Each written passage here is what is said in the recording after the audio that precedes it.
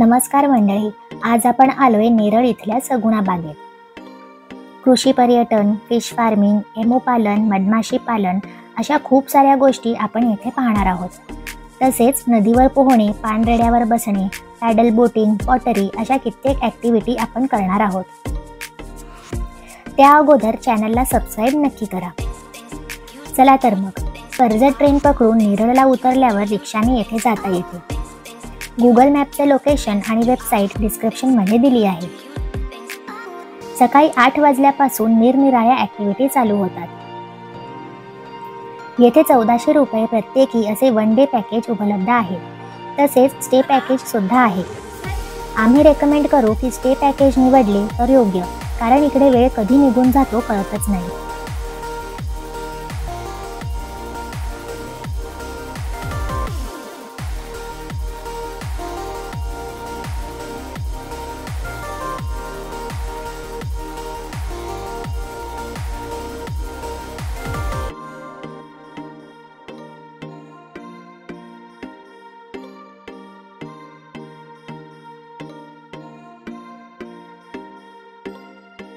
नमस्कार, माझं नाव कमलाकर आहे। मी पूर्ण दिवस तुमच्याबरोबर असणार आहे। आणि जिकडे तुम्ही आलात हे कुठल्याही प्रकारचं रिसॉर्ट्स किंवा हॉटेल्स वगैरे नाहीये, ॲग्रो टुरिझम आहे, कृषी पर्यटन केंद्र। आणि या इकडच्या भागामध्ये सर्व आपल्या पॅकेज मधल्या ऍक्टिव्हिटीज आहेत आणि इकडच्या भागामध्ये सर्व पेड ऍक्टिव्हिटीज आहेत। आता आपल्याला सुरुवात करायची ॲग्रो टूरने। ॲग्रो टूर मध्ये तुम्हाला शेतीविषयक माहिती मिळेल, झाडांची वगैरे माहिती दिली जाईल। आणि हे झाल्यानंतर आपल्याकडे हनीबीचा डेमो दाखवला जातो। तुम्हाला सर्वांना हनीबी माहिती असेल, सगुणा बाग मध्ये जवळजवळ 15 प्रकारची हनी काढली जाते। हनी कशी काढली जाते त्याविषयी सर्वांना माहिती मिळेल। हनी बीचा डेमो झाल्यानंतर आपल्याकडे इमू फार्मिंग केली जाते। वेगवेगळ्या प्रकारचे बर्ड्स वगैरे आहेत, ते बर्ड्स वगैरे बघायचे आहेत। बर्ड वॉचिंग झाल्यानंतर आपल्याकडे मल्लखांब, तुम्हाला सर्वांना माहिती असेल, लाईव्ह मध्ये आपल्याला मल्लखांब बघायचा आहे। मल्लखांब झाल्यानंतर आपल्याकडे फिश फार्मिंग केली जाते। तुम्ही येताना जे पॉन्ड बघितले असतील ते सर्व आर्टिफिशियल पॉन्ड आहेत। त्यामध्ये जवळजवळ 6 ते 7 प्रकारचे फिश आहेत। पॉन्ड मध्ये आपण ड्रॅगनेट टाकतो। ड्रॅगनेट टाकल्यानंतर जेवढे फिश त्या नेट मध्ये फसले जातात ते तुम्हाला बाहेर काढून दाखवले जातात। ते फिश कुठले असतात? रोहू, कटला, सिप्रनस, चायनीज कार्प, पिराना, तिलापिया यासारखे जे फिश असतात हे सर्व बाहेर काढून दाखवले जातात। तुम्हाला हात वगैरे लावायचा असेल तर फिशला हात वगैरे लावू शकता। एक एक फिश जवळजवळ 6 ते 7 किलो पर्यंत फिश आहेत। हे फिश बघितल्यानंतर आपल्याला पुन्हा इकडे जायचं आहे।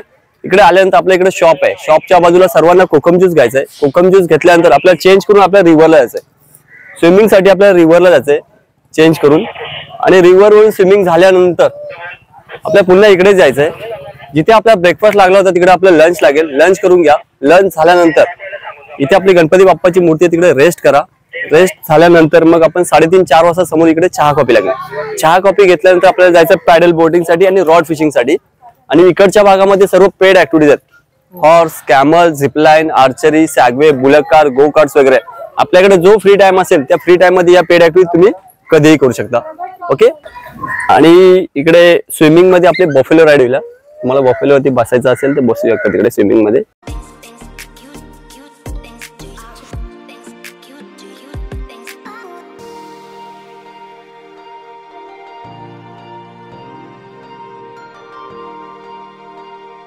आणि इकडचे स्टे ऑप्शन्स खूपच युनिक आहेत। इथे रो हाऊस, पॉन्ड हाऊस आणि मड हाऊस असे स्टे ऑप्शन्स आहेत। तसेच मोठ्या ग्रुपसाठी डॉर्मॅटरी सुद्धा आहे।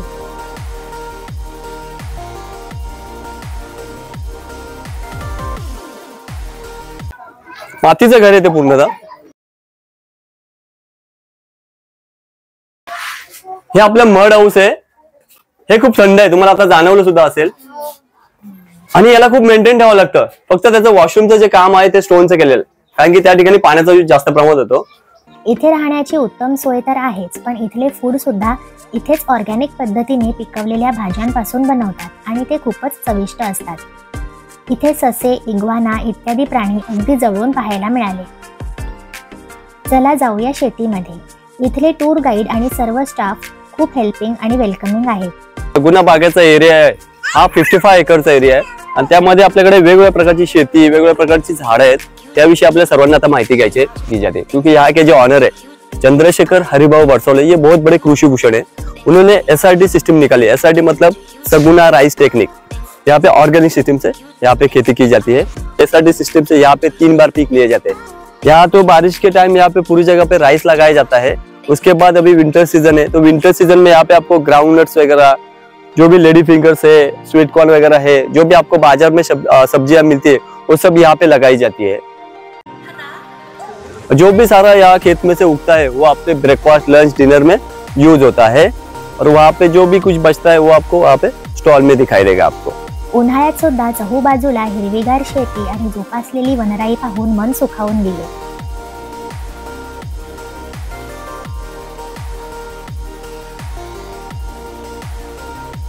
इसमें अभी कैसे उनका ब्रीडिंग सीजन चालू है, तो एग है ना उसके अंदर, इसलिए वो थोड़ा एग्रेसिव रहती है।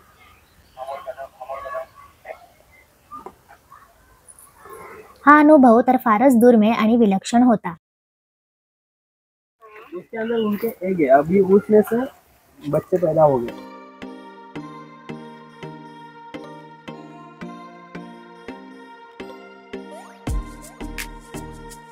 तो देखो ये जो मधुमक्खी है ना, इसका नाम है एपिस मेलिफेरा और ये मधुमक्खी इंडियन नहीं है, इटालियन मधुमक्खी है। तो ये कम टाइम में ज्यादा हनी कलेक्ट करती है आणि याच्यामध्ये वर्कर्स जी आहे तीच फक्त मध कलेक्ट करते, क्वीन मध कलेक्ट करत नाही। ती ब्रीडिंग क्वीन जो है वो ब्रीड का काम करती है और सबको एक साथ रखने का काम करते हैं। आज येथे शाळेची सहल आली होती। पुढे आपण गेलो ते मत्स्यपालन म्हणजेच फिश फार्मिंग पाहायला। हा सुद्धा एक खूप सुंदर अनुभव होता।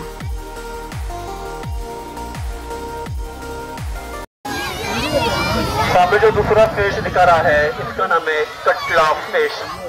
रोहू, कटला और मृगल ऐसे 3 इंडियन कार्प हैं। इनमें से सामने जो फिश दिखा रहा है इसका नाम है कटला फिश और ये कटला फिश स्वीट वाटर में कम से कम 15 केजी तक बढ़ सकता है और जहाँ पर बड़े बड़े पॉन्ड रहते हैं वहाँ पर ये फिश 200 केजी तक बढ़ सकता है। तुम्हाला माहिती असेल की आपल्या भारतामध्ये जवळजवळ 40 प्रकारची बांबूची झाडं आहेत, त्यापैकी आपल्या सगुना बाग मध्ये जवळजवळ 6 प्रकारचे बांबू आहेत। त्यापैकी तुमच्या समोर दिसतोय याचं नाव आहे, याला जाईन बांबू बोलतात। या जाईन बांबूची लागवड ही जास्त प्रमाणात ही आसाम मध्ये केली जाते। पावसाळ्यामध्ये जे रूट्स मधून जे कोंब बाहेर पडले जातात त्या कोंबांपासून आपल्या सगुना बाग मध्ये पिकल्स वगैरे तयार केले जातात। याचं नाव आहे मान्या बांबू। जिकडे गणपती बाप्पाची मूर्ती तुम्ही सर्वांनी बघितली असेल तिकडे जे मामा बसलेत बघा, ज्या कानातल्या रिंगा, ज्या टोपल्या, जे लॅम्प्स वगैरे तिकडे विक्रीसाठी आहेत ते सर्व या मान्या बांबू पासून आपण तयार करतो।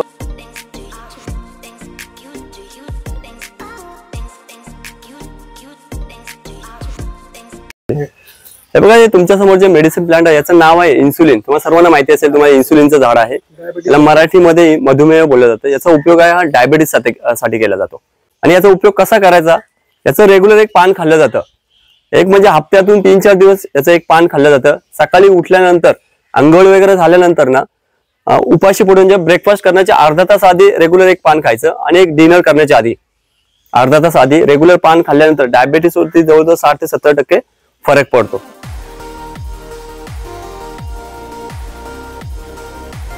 पक्ष्यांच्या पिंजऱ्यात गेल्यावर हातातले दाणे टिपायला हे गोंडस पक्षी येतात।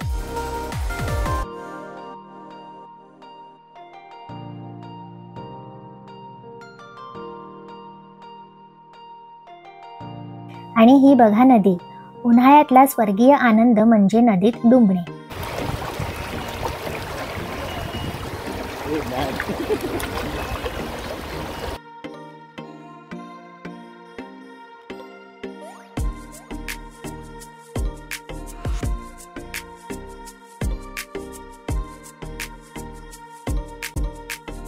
एकदा पाण्यात उतरले की बाहेर येण्याची इच्छा होत नाही।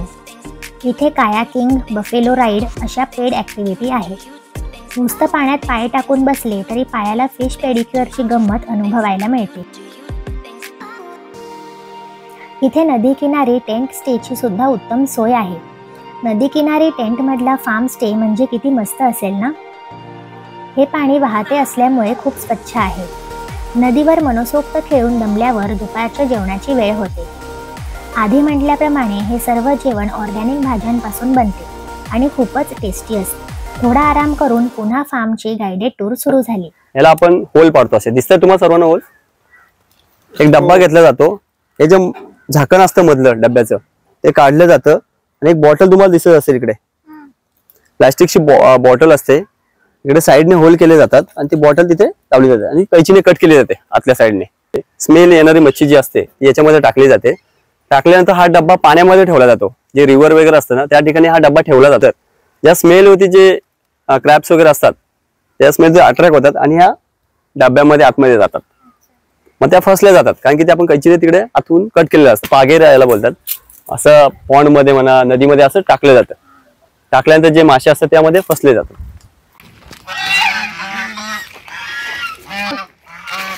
हा सेक्शन तर खूपच ऑसम होता. फक्त ॲनिमल प्लॅनेटवर पाहिलेले हे पक्षी प्रत्यक्षात पाहताना आश्चर्य वाटते. जसा आपल्या भारताचा नॅशनल बर्ड्स हा पिकॉक आहे, तसा ऑस्ट्रेलियाचा इमू बर्ड्स आहे. इमूची जी हाईट असते ही जवळजवळ 5 ते 5.5 फुटापर्यंत इमूची हाईट होते. आणि याचा उपयोग म्हणजे याची जी पिसं दिसतात या पिसांपासून बॅडमिंटनचे सेटलकॉक तयार केले जातात. आणि याची जी चरबी असते या चरबीपासून इमू ऑइल काढलं जातं. ज्यांना वात, संधिवात वगैरे असतं ना त्यांच्यासाठी हे ऑइल खूप औषधी आहे. जेवढी ऑस्ट्रिचची जी हाईट 8 फुटापर्यंत असते त्याचप्रमाणे त्याची जंप असते, त्यामुळे त्याचा सर्वात जास्त स्पीड आहे. फास्टेस्ट बर्ड्स म्हणून ओळखला जातो ऑस्ट्रिच बर्ड्स हा. त्याची एका तासाचा स्पीड आहे जवळजवळ 60 ते 70 किलोमीटर एका तासाचा स्पीड आहे. सर्व बर्ड्स मध्ये ऑस्ट्रिचचे डोळे सर्वात मोठे असतात. आणि ऑस्ट्रिचचं जे अंड असतं ते व्हाईट कलर मध्ये असतं. आणि त्या एका अंड्याचं जे वेट असतं ना जवळजवळ 1.25 किलो ते 1.5 किलो पर्यंत एका अंड्याचं वेट असतं.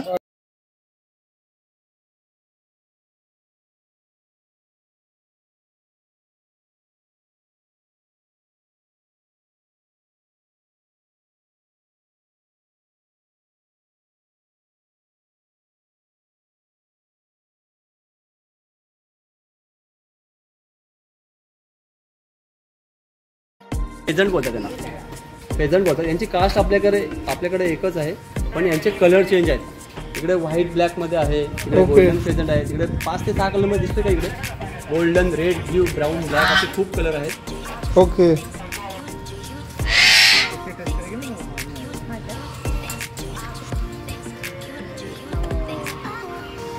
ते सर्व कडकनाथ आहे. आणि कडकनाथ आहे म्हणजे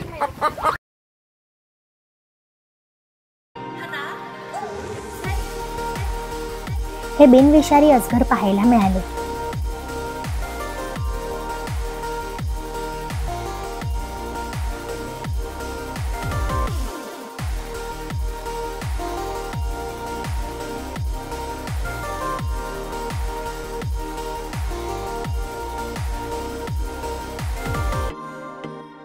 संध्याकाळ होता होता लोटस पॉन्ड जवळ आलो. इथे एक औदुंबराचे झाड आणि तळ्यात दत्ताचे सुंदर मंदिर आहे. लोटस आणि वॉटर लिली मध्ये फरक माहितीये? इकडे वरती दिसतात पाकळ्या मोठ्या आहेत त्याच्या. व्हाईट मध्ये जे तुम्हाला फुलं दिसतात ना ही सर्व लोटसची फुलं आहेत. आणि आता मी तुम्हाला फरक सांगतो कसा ओळखायचा लोटस आणि वॉटर लिली मधला. ओके. जे लोटसचं फुल असतं ना ते पाण्याच्या जवळजवळ 1.5 ते 2 फूट वरती असतं. आणि वॉटर लिलीचं जे फुल असतं ते पाण्याच्या फक्त अर्धा ते पाऊण फूट वरती असतं. ओके. आणि लोटसच्या पानांवरती पाणी कधी थांबत नाही. जेव्हा लोटसच्या ज्या पाकळ्या असतात जेव्हा त्या गळून पडल्या जातात तेव्हा जो मधला आकार असतो तो येल्लो सारखा असतो आधी, नंतर तो हा ग्रीन कलरचा होतो. जसा जसा तो मोठा होतो हे जे होल्स तुम्हाला दिसतात तिकडे हे मोठा झाल्यानंतर तो सुकला जातो, ब्राऊन कलर मध्ये होतो. ते होल्स असतात ते ओपन होतात. ओपन झाल्यानंतर त्यामध्ये बीज असतात, लोटस बीज असतात. म्हणजे झाडाची जी फळं असतात पहिल्यांदा ग्रीन असतात नंतर रेड होतात. म्हणजे पिकलेली फळं असतात ते पोटाच्या विकारासाठी खूप चांगली आहेत. ती उंबर ना, उंबराचं झाड बोललं जातं.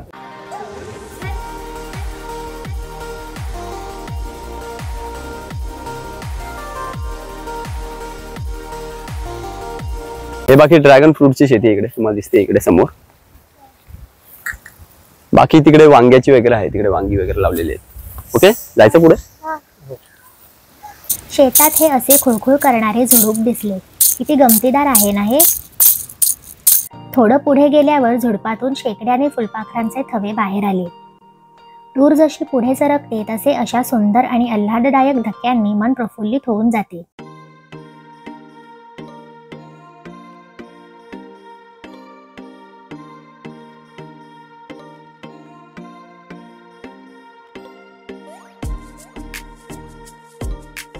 पुढे आपण पॅडल बोट राईड करतो. इथे रॉड फिशिंगची सुद्धा ऍक्टिव्हिटी आहे.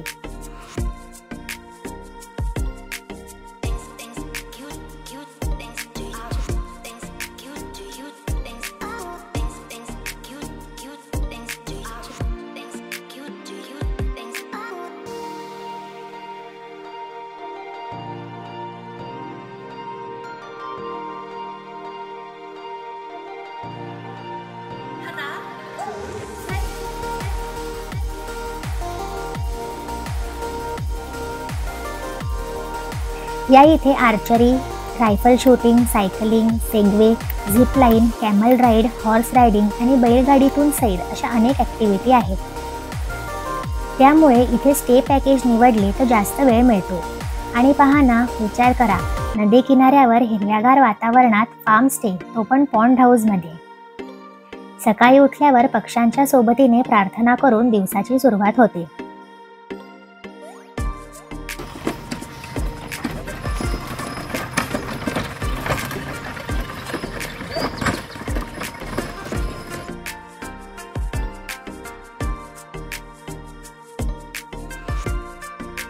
संध्याकाळी गायी चरून आल्यावर आपल्याला दूध कसे काढतात ते दाखवले जाते. इथे एक गोबर गॅसचा प्लांट सुद्धा आहे.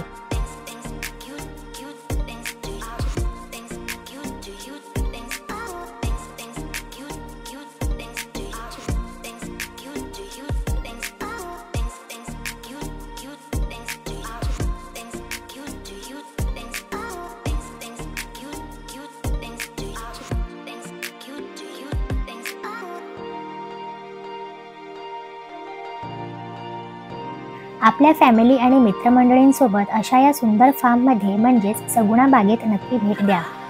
इथे प्री वेडिंग, एंगेजमेंट, हळदी असे प्रोग्रामसुद्धा अरेंज करायची सोय आहे. आम्ही तर खूप एन्जॉय केलं. चला तर मग पुन्हा भेटू नवीन ठिकाणी नवीन माहितीसोबत. चॅनलला लाईक, शेअर आणि सबस्क्राईब नक्की करा आणि व्हिडिओ आपल्या मित्रमंडळींना दाखवा.